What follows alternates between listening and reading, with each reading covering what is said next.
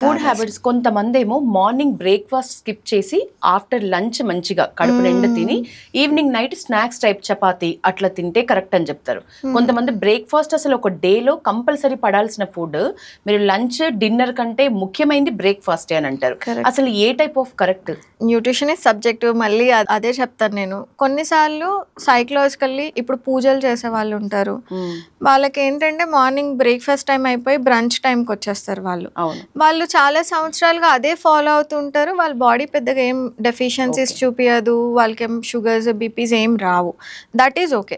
కానీ 9 to 9 job ఉన్న వాళ్ళు ఎవరైతే ఉంటారో, మీరు పొద్దున్నే 7కి ఇంటి నుంచి బయలుదేరితే మళ్ళీ తిరిగి 7కే వస్తాం అనుకున్న వాళ్ళు మాత్రం ఐడియల్గా ఫ్యూచర్లో యాసిడ్ రిఫ్లెక్స్ అసిడిటీ కేసెస్ రావద్దు అంటే ఎంటీ స్టమక్ మీద మాత్రం వెళ్ళొద్దు. ఓకే. ఎంటీ స్టమక్ వెళ్ళడము, కాఫీ తాగేసి బ్రేక్ఫాస్ట్ అంతా స్కిప్ చేసి ఓన్లీ కెఫెన్ మీద ఉండి మీరు ఆఫీస్కి వెళ్ళి మళ్ళీ కాఫీ తాగుతారు అక్కడ కాఫీ మీద, అలాంటిది మాత్రం చేయదు. సో మన బిజీ స్కెడ్యూల్లో ఉన్నప్పుడు మనకు తెలియకుండానే మన బాడీ ఒక రకమైన లో గ్రేడ్ స్ట్రెస్కి గురవుతూనే ఉంటుంది. ఎప్పుడైతే ఈ లో గ్రేడ్ స్ట్రెస్ని మేనిఫెస్ట్ చేసుకుంటుందో మీ బాడీ, ఆ టైంలో దానికి కావాల్సిన ఎనర్జీ ఇవ్వలేదనుకోండి, మీ కార్టిసాల్స్ లెవెల్స్, అంటే కార్టిసాల్ బ్యాడ్ ఏం కాదు, అది మనకు అవసరం కూడా, అక్కర్లేని మోతాదులో అది పెరిగిపోతూ ఉంటుంది. అండ్ మీ బాడీ ఏమనుకుంటుంది అంటే ఈమె స్టార్వేషన్లో ఉంది, సో ఆ కొంచెం ఫుడ్ తిన్నది నేను ఫ్యాట్ కింద కన్జర్వ్ చేసుకుంటాను, ఫ్యూచర్లో ఈమె స్టావ్ అయిందంటే దాన్ని నేను ఎనర్జీ కింద యూటిలైజ్ చేసుకుంటాను. దీని రీజన్ వల్లే కొంతమంది తినేది ఇంతే తింటారు బట్ చాలా లావు ఉంటారు. ఓకే. సో అలాంటి వాళ్ళ ఇలాంటి బాడీ నోస్ ఇట్స్ బెస్ట్, దానికి ఎనర్జీని ఏ విధంగా యూటిలైజ్ చేసుకోవాలనేది మీ బ్రెయిన్ చెప్తుంది. సో మీరు ఎక్కువ స్ట్రెస్ తీసుకున్నారా, మీ బాడీలో హార్మోనల్ ఇంబ్యాలెన్స్ని క్యాచ్ చేసుకొని ఆ కొంచెం ఎనర్జీ కింద కన్వర్ట్ చేసుకోవాల్సిన ఫుడ్ని ఫ్యాట్ కింద మీ బాడీ స్టోర్ చేసుకుంటుంది. బికాస్ ఫ్యూచర్ గురించి ఆలోచిస్తుంది. నెక్స్ట్ ఈమె స్టార్వ్ అయిపోయి ఇంకా ఈమె వెళ్ళిపోతుందేమో, పైకి పోతుందేమో, I have to preserve and conserve that energy అన్నట్టు అది బాడీ స్టోర్ చేసుకుంటుందని. అందుకనే కొద్దిగా తిన్నా కూడా తొందరగా లావ్ అయిపోయే నేచర్ బాడీకి వచ్చేస్తుంది. రకరకాల డైట్స్ చేస్తారు. ఈవెన్ జిమ్కి వెళ్ళే వాళ్ళు కూడా ప్రోటీన్ షేక్స్ ఎక్కువ తాగుతున్నారు. నిజానికి తాగాలి అని తాగుతున్నారు, ఎందుకంటే జిమ్ చేసే వాళ్ళకి అది అవసరం అనుకుని తాగుతున్నారు. ఎంతవరకు అవసరం? నిజంగానే తప్పకుండా తాగాల్సిందేనా? ఈ మధ్య జిమ్ లో మరణాలు కూడా చాలా సంభవించాయి. Goals of workouts different. Yashoda garu, ఇప్పుడు నేను వర్కౌట్ చేస్తాను, నేను ఒక్కరోజు కూడా ప్రోటీన్ పౌడర్ ముట్టుకోలే, ఎందుకంటే నాకు ఇష్టం లేదు. దాని సైన్స్ ఎలా ఉన్నా నాకు తెలియదు. కానీ ఫస్ట్ నా ప్రిఫరెన్స్ ఏంటంటే నాకు లిక్విడ్గా ఉండే ఫుడ్ ఏది నచ్చదు, నాకు తాగబుద్ధి అవ్వదు. ప్రోటీన్లో 2 రకాలు ఉంటాయి, whey protein and plant based protein ఉంటుంది. వే ప్రోటీన్ పాల నుంచి తయారవుతుంది అనమాట. నాకున్నది ఫస్ట్ నుంచి నేను ఏది మంచి చెడు అని నేను కేటగరైజ్ చేసుకోను. కానీ నాకు ఎప్పుడూ ఒక క్వశ్చన్ ఉంటుంది, కోట్ల మంది ఉన్న జనాభాలో మనకి పన్నీర్, చీజ్, పాలు, పెరుగు ఇది పుష్కలంగా లభిస్తాయి. అవును. మరి ప్రెగ్నెంట్గా ఉన్నప్పుడు దాని తర్వాత ఒక 6 నెలలు మేబీ 1 సంవత్సరం ఆ ఆవు కానీ బర్రె కానీ పాలిస్తుంది. అవును. అలా లెక్క పెట్టుకున్నా మనకి ఇంత మోతాదులో మనకి ఎలా వస్తున్నాయి అన్నది నా ఫస్ట్ క్వశ్చన్. సో అక్కడి నుంచి నాకు స్టార్ట్ అయింది ఎవర్షన్ టువర్డ్స్ వే. ఏదో చేస్తున్నారు, సమ్ యానిమల్ అబ్యూజ్ వెళ్తుంది, అక్కర్లేని హార్మోన్స్ ఇంజెక్ట్ చేస్తున్నారేమో, అప్పుడే మీకు ఇన్ని మార్కెటెడ్ బ్రాండ్స్, వే అని కొట్టండి ఒక 60-70 బ్రాండ్స్ వస్తాయి. మరి ఇంత బ్రాండ్స్ వచ్చి అన్నీ సోల్డ్ అవుతున్నాయా? ఎంత మ్యానుఫ్యాక్చర్ చేస్తున్నారు, ఎంత వేస్ట్ కింద వెళ్తుంది? సో మ్యానుఫ్యాక్చర్ చేసినప్పుడు యానిమల్ అబ్యూజ్, ఆ యానిమల్కి ఏం పెడుతున్నారు? గడ్డి పెడుతున్నారా, సాయ్ ప్రోడక్ట్స్ ఇస్తున్నారా ఎక్కువ మిల్క్ ప్రొడ్యూస్ అవ్వడానికి? ఇంకేమన్నా చేస్తేనే కదా మనకు అంత ప్రొడక్షన్ వచ్చేది. అది నా ఫస్ట్ క్వశ్చన్. ఇది నాకు నా మైండ్లో చాలా స్ట్రాంగ్గా ఉంది. సో నేను వేని టచ్ చేయను అసలు. ఎంత కన్విన్స్ చేసినా నా మైండ్ కన్విన్స్ అవ్వదు, బికాస్ నాకు తెలియాలి యానిమల్ అబ్యూస్ ఖచ్చితంగా జరుగుతుంది. ఏ పాలు వాడతారు? మేము I don't want to say the brand, మేము ఒక 1/2 లీటర్ తెచ్చుకొని కాఫీ, టీకి, పాలు, పెరుగు అన్నిటికీ అదే 1/2 లీటర్లో అదే తాగుతాం. మా tea size 90 ml glass. Okay. 3/4 water ఉంటాయి, 1/4 పాలు ఉంటాయి. మా ఇంట్లో టీ తాగొద్దు మీరు. అదే అన్నమాట. మీరు కొన్ని comes as an ethical reason. నాకు ఎంతవరకు తీసుకోవాలో అంతవరకు తీసుకుంటే అవసరం ఉన్న పాపులేషన్స్, లైక్ మనకి టాడ్లర్స్ ఉంటారు 1 year నుంచి 4 years, ఆ ఏజ్ గ్రూప్ పిల్లలకి పాలు నిజంగా అవసరం.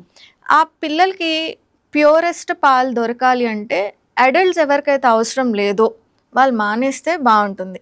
ఈ సరే వే అంటారా బై ప్రోడక్ట్, పన్నీర్ చేసిన తర్వాత వచ్చే బై ప్రోడక్ట్ని వే అనుకున్నా కూడా మీరు ఎక్కువ కన్జ్యూమ్ చేస్తుంటే ఎక్కువ ప్రొడక్షన్ వస్తుంది.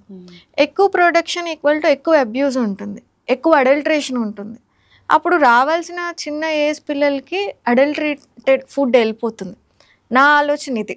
మేబీ మిగతా వాళ్ళ ఆలోచన ఇంకో రకంగా ఉండొచ్చు. మీరు ఎంత గట్టిగా చెప్పినా టీ లవర్స్ రెగ్యులర్ గా తాగేవాళ్ళు దాన్ని అదే విధంగా తాగడానికి ఇష్టపడతారు. కొంచెం నీళ్ళు ఎక్కువైనా నిజానికి మీరు అంటున్నారు కదా ఇప్పుడు మా ఇంటికి వస్తే మీరు టీ తాగలేరని, మేబీ నేను ఒప్పుకుంటా. ఎందుకంటే టీ లవర్స్ ఒక పాలు ఎక్కువ అంత మందం చిక్కగా అట్లా ఇష్టపడతారు. మాకున్న అలవాటు కూడా మార్నింగ్ అండి, మధ్యలో అసలు టీ కాఫీస్ మేము ఎవరం అలా పెట్టుకోలేదు. మార్నింగ్ ఒకసారి కానీ ఈవినింగ్ ఒకసారి కానీ, that's a max. That 90 ml కప్సే మేము పెద్ద పెద్ద మగ్లో జగ్లో పోసుకొని తాగం అసలు. అది ఒక ఫ్యాషన్ అయిపోయింది. మళ్ళీ పింట్రెస్ట్ కప్స్ లాగా ఒక 200 ml కాఫీ టీ మనం పెట్టుకుంటున్నాం, which is not good. So మనందరము సస్టైనబిలిటీ గురించి కూడా ఆలోచించాలి యశోద గారు. డబ్బులు ఉన్నాయి, కొనుక్కునే స్వాతంత్రం ఉంది కాబట్టి నేను అన్నీ కొనేసుకొని వేస్ట్ చేస్తా. మన ఇండియన్స్ ఆల్మోస్ట్ లైక్ వాళ్ళకి అవసరం దానికైనా 55% ఎక్కువ కొనుక్కుంటారు, ఎక్కువ వేస్ట్ చేస్తారు. ఎక్కడైతే ఎక్కువ డిమాండ్ ఉందో అక్కడ ఎక్కువ అడల్ట్రేషన్ ఉంది అని మనం నమ్మాల్సిందే. నా బాధ అంతా దొరకాల్సిన చిన్నపిల్లలకి ఎక్కడ ప్యూరెస్ట్ ఫార్మ్ ఆఫ్ పాలు దొరకవు. వాళ్ళకి రావాల్సిన న్యూట్రిషన్ని మన అత్యుత్సాహంతో మనం తీసుకొని వెళ్ళిపోతున్నాము. ఇప్పుడు ప్రోటీన్ పేరుతో ఇంతకు ముందు పన్నీర్ అకేషనల్ తినేవాళ్ళం, ఇప్పుడు రెగ్యులర్ గా ఉంటుంది. వెజిటేరియన్స్ కి protein options, one of the protein options లో పన్నీర్ ఉంది. అంత పన్నీర్ చేసుకున్నాడు వేనెందుకు పడేసుకుంటాడు? సర్వే తేలింది ఏంటంటే పన్నీర్ అసలు ప్యూర్ పన్నీర్ అనేది బయట దొరకట్లేదు, అసలు లేనే లేదు. దాన్ని మనం ఎట్లా చెక్ చేసుకొని అయోడిన్ సొల్యూషన్ అని మళ్ళీ అది అందరికి కుదరకపోయినా వేడి నీళ్ళలో వేస్తే అది కొంచెం మృదువుగా ఉంటే మంచి పన్నీర్, లేదా మనం ఇట్లా రుద్దితే గనక ఆయిల్ లాగా వస్తే మంచి పన్నీర్, లేదా అది విడిపోయి రవ్వలుగా రాలితే అది కల్తీ పన్నీర్. ఇట్లా గుర్తుపట్టాలని ఏవేవో సర్వేలు చెప్తారు. పన్నీర్ దగ్గర నుంచి రైస్ మొత్తం ఏదైనా దానికి అడల్ట్రేటెడ్ ప్రోడక్ట్ ని మార్కెట్ లోకి తీసుకొస్తున్నారు. సో ఐ వుడ్ సే ఇప్పుడు కూరగాయలని ఫ్రూట్స్ ని అడల్ట్రేషన్ చేయడానికి ఏం లేదు, ఎర్లీ రైపనింగ్ చేసి మనకి తీసుకొస్తున్నారు. అదొక్కటి మనం ఈజీగానే ఐడెంటిఫై చేసుకోగలం.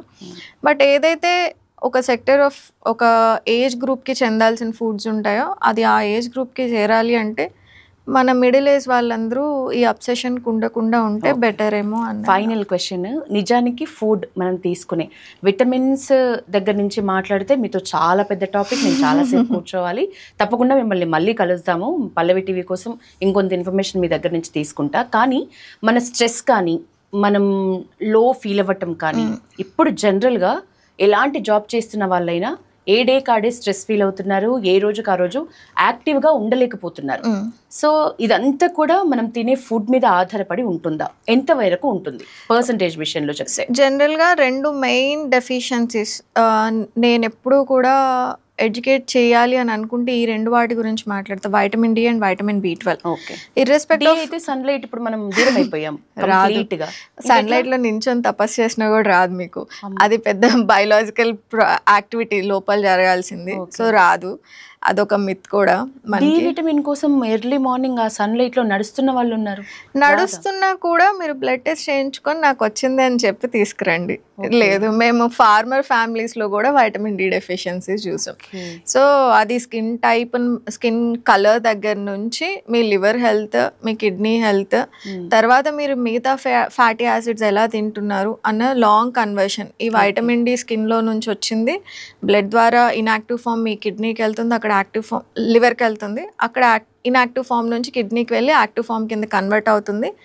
ఆ వైటమిన్ డిని అప్టేక్ చేసుకోవాలంటే మీకు వైటమిన్ కే ఉండాలి, మెగ్నీషియం కరెక్ట్ లెవెల్స్లో ఉండాలి బాడీలో. సో అప్పుడు మాత్రమే మీకు ఆ రిజల్ట్ కనిపిస్తుంది. సో ఇప్పుడు మనం తినే తిండికి ఇవన్నీ వస్తున్నాయంటే నేను అనుకోను. సో వైటమిన్ డి కంపల్సరీగా ఇర్రెస్పెక్ట్ ఆఫ్ ఏజ్ అన్ని ఏజ్ గ్రూప్స్ వాళ్ళు బ్లడ్ టెస్ట్ చేయించుకోవాలి. 6 ఏళ్ళ దగ్గర నుంచి 60 ఏళ్ళ వాళ్ళ దాకా అందరూ బ్లడ్ టెస్ట్ చేయించుకోవాలి. మీకున్న డెఫిషియన్సీ లెవెల్స్ని బట్టి మీరు ఎంత ఉండాలి, 30 నానోగ్రామ్/ml అది నార్మల్ రేంజ్. కానీ వైటమిన్ డి గురించి నేను ఒక 1 అవర్ మాట్లాడేస్తాను, దాని ఇంపార్టెన్స్ ఏంటి అని. అంత డీటెయిల్గా వెళ్ళకపోయినా మీ ఇమ్యూన్ సిస్టమ్ స్ట్రాంగ్గా ఉండాలంటే మీకు వైటమిన్ డి ఖచ్చితంగా కావాలి. కాబట్టి ఎప్పుడైతే డెఫిషియన్సీ వరకు మనం ఐడెంటిఫై చేసుకుంటామో అక్కడ వరకే తీసుకోకుండా మెయింటెనెన్స్ డోస్ లైఫ్ లాంగ్ తీసుకోవాలి మనందరం. అంటే వారంలో 3 సార్లు తీసుకోవాలి, 4 సార్లు సప్లిమెంట్. ఎందుకంటే ఫుడ్ నుంచి మనకి వైటమిన్ డి రాదు, సన్ నుంచి రాదు, అవసరమైనంత రాదు, ఆప్టిమల్ లెవెల్స్లో రాదు. కాబట్టి vitamin D is one of that very important supplement. ఏ ఏజ్ గ్రూప్ అయినా మీ కాగ్నేటివ్ ఎబిలిటీస్, మైండ్ బాగా పనిచేయాలన్నా, ఇమ్యూన్ సిస్టమ్ చాలా స్ట్రాంగ్గా ఉండాలన్నా, డిప్రెషన్ లాంటివి రాకుండా ఉండాలన్నా వైటమిన్ డి మనకి కావాల్సిందే. ఇది first. Same vice vitamin B12 కూడా. అది వెజిటేరియన్స్, వీగన్స్ అయితే హయ్యర్ రిస్క్లో ఉంటారు. అసలు పాల పదార్థాలు చాలా తక్కువ మోతాదులో తినేవాళ్ళు, ఫర్మెంటెడ్ ఫుడ్స్ తక్కువ తినే వాళ్ళల్లో కూడా వైటమిన్ B12 డెఫిషియన్సీస్ ఉంటాయి. నాన్ వెజ్ తినని వాళ్ళు ఎక్కువగా వైటమిన్ B12 డెఫిషియన్సీ కనిపిస్తుంది. ఇప్పుడు నాన్ వెజ్లో మనం బ్రాయిలర్ చికెనే తింటాము. ఇది ఏ చికెన్లో మనకి అసలు B12 అనేది నాన్ వెజిటేరియన్ సోర్స్ కాదు, అది భూమిలో ఒక బ్యాక్టీరియా. ఆ బ్యాక్టీరియాని కోడి తిన్నప్పుడు ఆ కోడి బాడీకో మేక బాడీ ప్రోటీన్ పార్ట్లోనో అది అక్యుములేట్ అవుతుంది. అది మనం తిన్నప్పుడు మన బాడీలోకి అబ్జార్బ్ అవుతుంది అనమాట. అది కూడా మీ స్టమక్ యాసిడ్ బాగుంటే. సో నాన్ వెజిటేరియన్స్ అయినా వెజిటేరియన్స్ అయినా డెఫిషియన్సీస్ రావడం చాలా కామన్. సో మీరు blood test same like vitamin డికి ఎలా చేయించుకుంటారో ఆప్టిమల్ రేంజ్ 600 ఉండాలి. ఆప్టిమల్ రేంజ్ వచ్చేదాకా మెయింటెనెన్స్ డోస్లో చిన్నగా మనం సప్లిమెంట్ చేసుకోవాలి. ఈ 2 సప్లిమెంట్ నేను న్యాచురల్ ఫుడ్ ద్వారా తెప్పించుకుంటా అని కంకణం కట్టి కూర్చున్నారంటే మీ హెల్త్ని ఇంకా ఎక్కువ స్పాయిల్ చేసుకున్న వాళ్ళే అవుతారు. So better vitamin D B12 supplement గురించి ఎక్కువ ఆలోచించొద్దు. ఇది మంచిదా, ఇది చెడ్డుదా, దీని సైడ్ ఎఫెక్ట్స్ ఉంటాయా, అంత ఆలోచించవద్దు. ఈ 2 బ్లైండ్గా మాత్రం వైటమిన్ డి B12 సప్లిమెంటేషన్ చేయండి. ఎస్పెషల్లీ స్కూల్ ఎంత కాలం అనేదైనా మీరు చూస్తున్న ఆ బ్లడ్ వర్క్ రిపోర్ట్లో తెలుస్తుందా? బ్లడ్ వర్క్ ఎందుకు తీసుకోవాలి అంటే మనకి ఎంత డోసేజ్లో వాడాలి అన్నది చెప్తుంది. Deficiencies, insufficiency, severe deficiency 3 levels ఉంటాయి మనకి. దాని ప్రకారం సో ఎంత కాలం కూడా కాలం లైఫ్ లాంగ్ ఈ 2 తీసుకోవాలి. మీరు వేసుకుంటారు? నేను వేసుకుంటా. మా పాపకు కూడా వైటమిన్ B12 వేస్తాను, మా పిల్లలకి వైటమిన్ డి వేస్తాను. మా బాబుకి మొన్న టెస్ట్ చేయించాం 8 వైటమిన్ డి. రోజు స్కూల్లో అవుట్డోర్ ప్లే ఏరియాలో ఆడుకుంటాడు. ఆబ్వియస్లీ అనుకున్నా మరి ఈ లాజిక్ కరెక్ట్ అయితే మరి రావాలి కదా వైటమిన్ డి. సో వాడికి 8 ఉంది. I was like super shocked. నేను అప్పటికి మా పాపకి వైటమిన్ డి వేస్తాం వేసి టెస్ట్ చేయించినప్పుడే తనకి బోర్డర్ లైన్ డెఫిషియన్సీ ఉంది. మా బాబుకి అసలు వెయ్యము, కాబట్టి వాడికి 8 ఉంది. ఎంత సర్ప్రైజింగ్ అనిపించిందంటే అలా వైటమిన్ డి డెఫిషియన్సీ ఉన్న పిల్లలకి తొందరగా లావ్ అవుతారు. ఇన్సులిన్ సెన్సిటివిటీ తగ్గుతుంది. ఆ ఇన్సులిన్ సెన్సిటివిటీ పెరిగి మెటబాలిజం బాగుండాలి అంటే వైటమిన్ డి కావాలి. అందుకనే నేను 6 ఏళ్ల నుంచి 60 ఏళ్ళ వాళ్ళ దాకా వైటమిన్ డి టెస్ట్ చేయించుకోవాలి. అది ఫ్యాట్ సాల్యుబుల్ వైటమిన్ కాబట్టి కేర్ఫుల్గా you can come back to me. నాకు రిపోర్ట్స్ పట్టుకొని అడగొచ్చు నన్ను, ఐ కెన్ గైడ్ యూ. లేదా మీ డాక్టర్తో అయినా మాట్లాడి కన్సల్ట్ అయ్యి దీన్ని తీసుకోండి. అది ఫ్యాట్ సాల్యుబుల్ వైటమిన్. సో మనకి నచ్చినట్టు మనం తీసుకుంటే లివర్ హెల్త్ పాడైపోతుంది. So that has to be very cautious. Thank you so much Vinisha గారు.